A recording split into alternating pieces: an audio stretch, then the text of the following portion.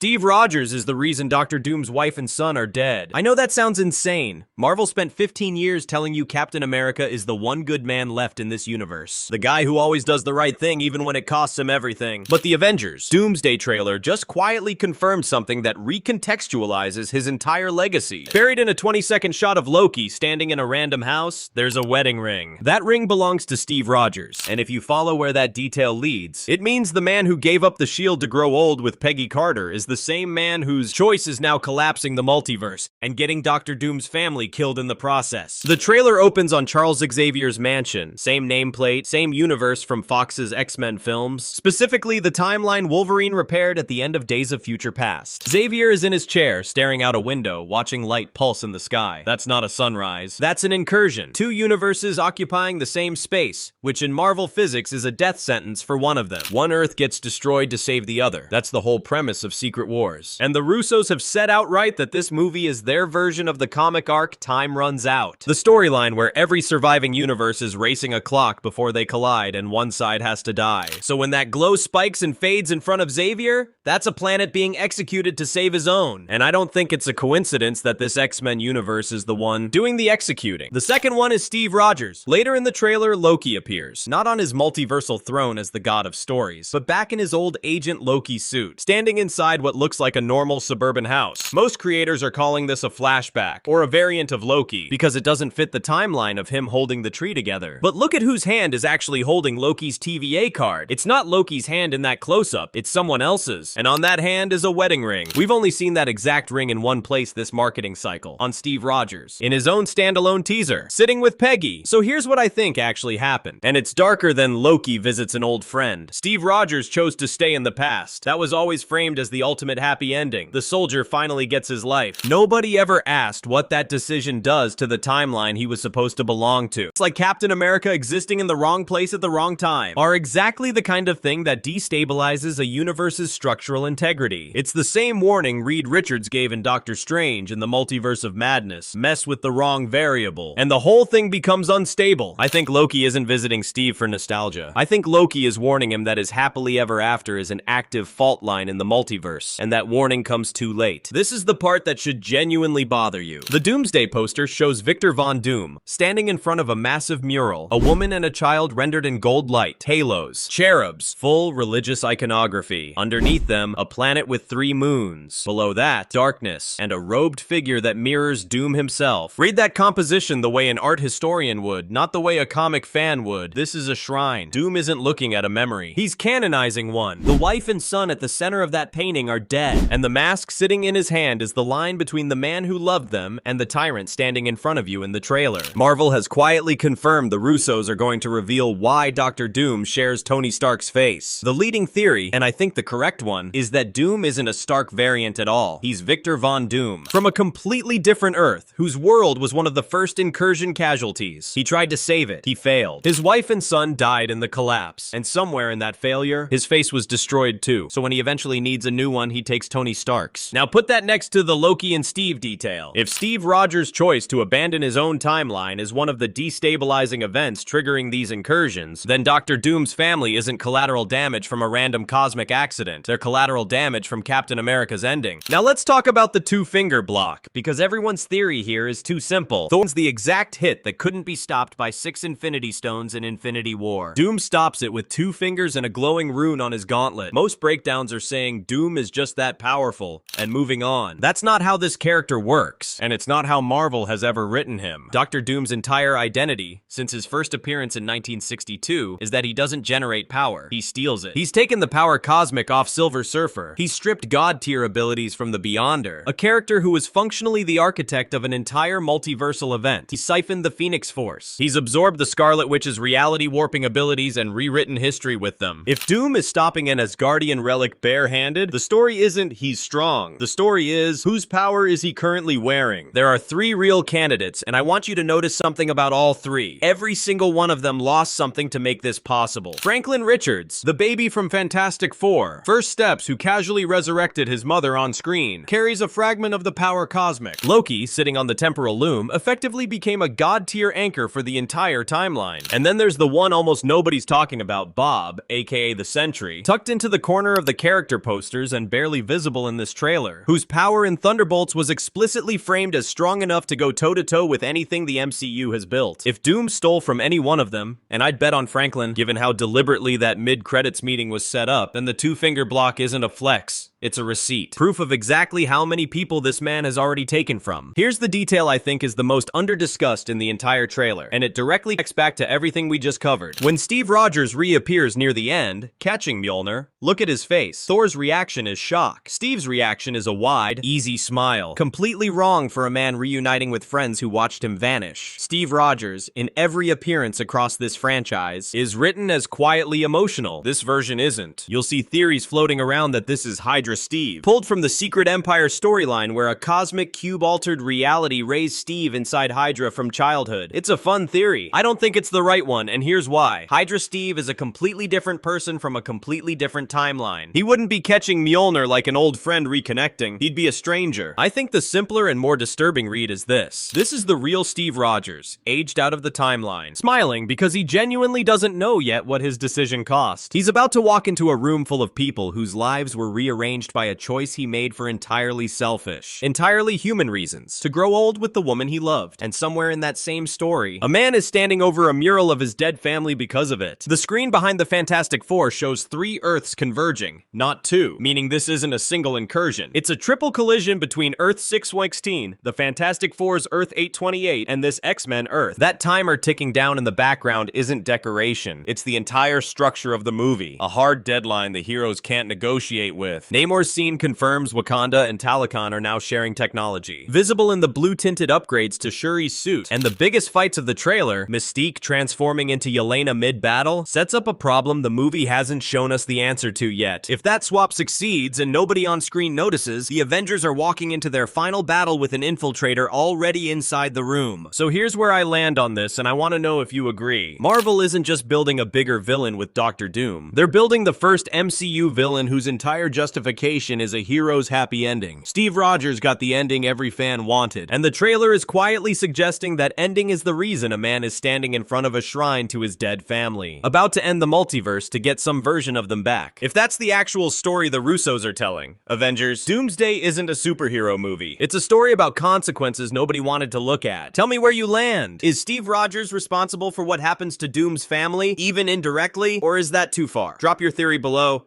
because I already know the comment section's about to fight about this one, and I'm here for it. If this breakdown connected dots you hadn't seen yet, subscribe.